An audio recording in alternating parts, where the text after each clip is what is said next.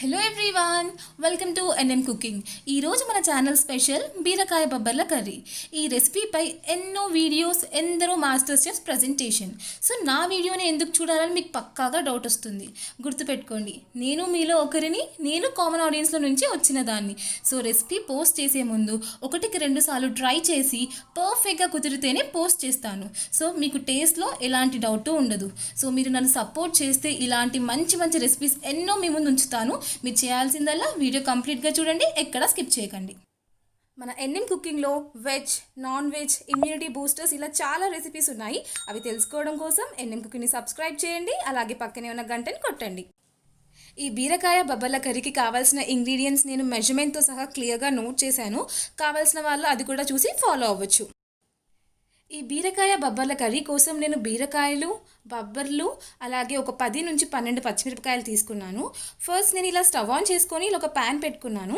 Pan కాస్త వేడెక్కిన తర్వాత దీంట్లో ఒక 1 టేబుల్ స్పూన్ ఆయిల్ వేసుకున్నాను. సో ఆయిల్ కాస్త వేడెక్కిన తర్వాత దీంట్లో ఒక 1 స్పూన్ జీలకర్ర, అలాగే ఒక 1 స్పూన్ ఆవాలు వేసుకున్నాను. సో ఇవి కాస్త వేగనివ్వాలి. ఇవి కాస్త వేగిన తర్వాత నెక్స్ట్ నేను దీంట్లోకి కట్ చేసి పెట్టుకున్న ఉల్లిపాయ కూడా యాడ్ చేసుకుంటున్నాను. సో ఉల్లిపాయ కూడా ఫ్రై అవ్వాలి వీటితో పాటు. సో ఇది కాస్త ఫ్రై అయిపోయిన తర్వాత నెక్స్ట్ నేను పచ్చిమిర్చి కూడా యాడ్ చేస్తున్నాను. సో పచ్చిమిర్చి నేను ఈ సైజులో కట్ చేసి పెట్టుకున్నాను. సో పచ్చిమిర్చి అనేది అవి కారం ఉన్నాయో లేదో దాన్ని బట్టి కాస్త ఎక్కువ తక్కువ కూడా వేసుకోవచ్చు. నెక్స్ట్ నేను అలాగే కరివేపాకు కూడా యాడ్ చేసుకున్నాను. సో ఇవన్నీ చక్కగా ఫ్రై అవ్వనివ్వండి. ఇవి చక్కగా ఫ్రై అయిపోయిన తర్వాత నెక్స్ట్ నేను ఒక టేబుల్ స్పూన్ అల్లం వెల్లుల్లి పేస్ట్ కూడా యాడ్ చేసుకొని వీటితో పాటు ఫ్రై చేసుకుంటున్నాను. చూసారా, కాస్త ఫ్రై అయిపోయాయి కదా. ఇంకా నేను బీరకాయలు కూడా యాడ్ చేసుకుంటున్నాను. సో బీరకాయలు నేను ఈ సైజులో కట్ చేసుకున్నాను. సో ఇలా మీరు కూడా కట్ చేసుకోండి. ఇవి కాస్త ఫ్రై అయిపోయిన తర్వాత నేను ఒక 1 స్పూన్ పసుపు కూడా యాడ్ చేసుకుంటున్నాను. సో పసుపు ఈ బీరకాయకి మంచిగా మిక్స్ అవ్వనివ్వాలి. ఆ తరువాత ఉడకబెట్టుకున్న బొబ్బర్లు కూడా నేను యాడ్ చేసుకుంటున్నాను. సో బొబ్బర్లని మంచిగా బాయిల్ చేసుకొని ఇందులో వేసి మిక్స్ చేసుకోవాలి. సో ఈ బీరకాయ బొబ్బర్ల కాంబినేషన్ మాత్రం చాలా బాగుంటుందండి. మీరు టేస్ట్ చేస్తే మీకు పక్కాగా నచ్చుతుంది. ఒకవేళ మీరు ఇలా టేస్ట్ చేసి ఉండకపోతే ఒకసారి ట్రై చేయండి, మీకు కూడా నచ్చుతుంది. రెగ్యులర్గా మనం బీరకాయ వండుకున్నట్టుగా కాకుండా ఇలా బొబ్బర్లు వేసి చేసుకుంటే మనకు కూడా కాస్త డిఫరెంట్గా ఉన్నట్టు ఉంటుంది.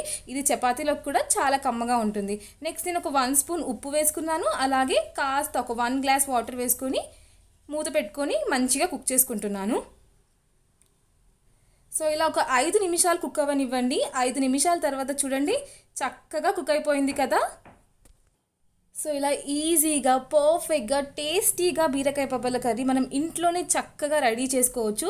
ఇది చేసుకోవాలని కాస్త ఇంట్రెస్ట్ ఉంటే మాత్రం ఇది పర్ఫెక్ట్గా వస్తుంది. నెక్స్ట్ ఒక 1 స్పూన్ ధనియా పౌడర్ వేసేసి నేను మూత పెట్టుకొని కుక్ చేసుకుంటున్నాను. ఒక 5 నిమిషాలు మాత్రమే కుక్ చేసుకుంటున్నాను, ఎందుకంటే ఆల్రెడీ అన్నీ చక్కగా బాయిల్ అయిపోయాయి కదా. సో ఇదండి మన బీరకాయ బొబ్బర్ల కర్రీ. చూసారా ఫైనల్లోకి ఎలా ఉందో, టేస్ట్ కూడా అదిరిపోయింది. సో ఈ వీడియో కనుక మీకు నచ్చినట్టయితే ప్లీజ్ లైక్ చేయండి, షేర్ చేయండి, అలాగే subscribe to NM Cooking and please support us.